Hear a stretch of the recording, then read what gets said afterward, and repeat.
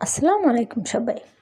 অনেক দিন হয়েছে আমার পছন্দের মতো করে গরুর মাংস রান্না করি না।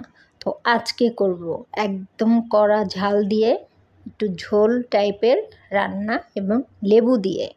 এখানে আমি 2 কেজি ফ্রেশ গরুর মাংস নিয়েছি আর একটা লেবু, একদম পুরো একটা লেবু কেটে নিয়েছি।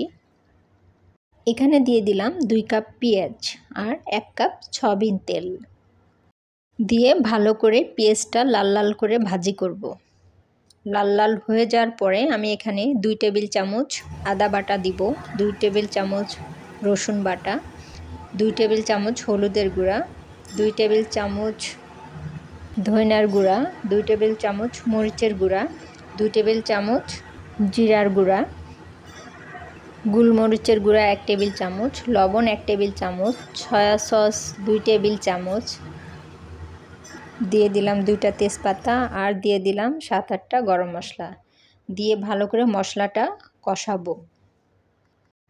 মশলাটা ভালো করে কষিয়ে নেব। এখানে সামান্য পরিমাণ আমি একটু পানি দিয়ে নিয়েছি। দিয়ে এবার মশলাটা খুব সুন্দর করে কষায় নেব যাতে কাঁচা মশলার গন্ধটা না থাকে। প্রায় আমার মশলাটা কষানো শেষ। আর এই গরুর মাংসতে একটা লেবু দিয়ে দিব, কারণ আমি এই মাংসটাতে লেবু দিয়ে খাওয়া শিখেছি আমাদের এক আন্টির কাছ থেকে। খুবই মজা। উনি একদিন মাংস রাঁধছিল, জিজ্ঞেস করলাম কিভাবে রান্না করছেন, পরে উনি বলছে আমি এভাবে রান্না করছি। তো আমি সেই পদ্ধতিতে রান্না করে দেখাচ্ছি। এবার গরুর মাংসটা ছেড়ে দিব মশলার ভিতরে। সবগুলো মাংস সুন্দর করে ধুয়ে আমি রেখে দিয়েছিলাম পানি ঝরায়া। মাংসগুলো দেওয়া শেষ প্রায়। সব মাংসগুলো দিয়ে দিলাম। এবার অনেক সময় নিয়ে মাংসটা কষাইতে হবে। আর গরুর মাংস একটু কষাইতে সময় লাগে, অনেক ভালো করে কষাতে হয়। তো এরকম আস্তে আস্তে মাংসটা আমি কষাইছি। অনেক ধিম জালে দিয়ে আমি মাংসটা কষাচ্ছি, কারণ বেশি জোরে জাল দিলে মাংসটা তলে লেগে যাবে। আর একবার যদি তলে লেগে যায় তাহলে তো পোড়া গন্ধ হয়ে যাবে মাংসটা। তো অনেকক্ষণ বড়া এই মাংসটা আমি কষাইলাম।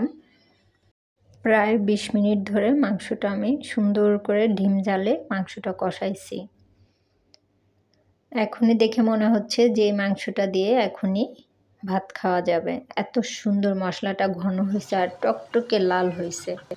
লেবু দিয়ে গরুর মাংস অনেক মজা। গরুর মাংস আমরা অনেক রকমের রান্না করে খেতে পারি, অনেক রকম রান্না হয়।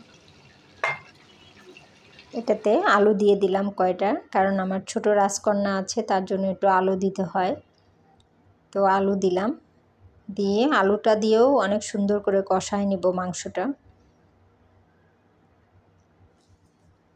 প্রায় আমার কষানো শেষ। এখানে আমি হাফ মগ পানি দিয়ে দিব।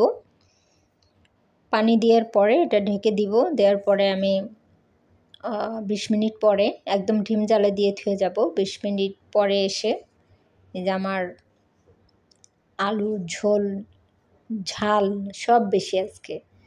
আমার রেসিপিটা কেমন হয়েছে আপনারাই বলবেন। আর গরুর মাংস তো সবার পছন্দ। অনেক মজা করে রান্না করছি। সবাই ভালো থাকবেন। আল্লাহ হাফেজ।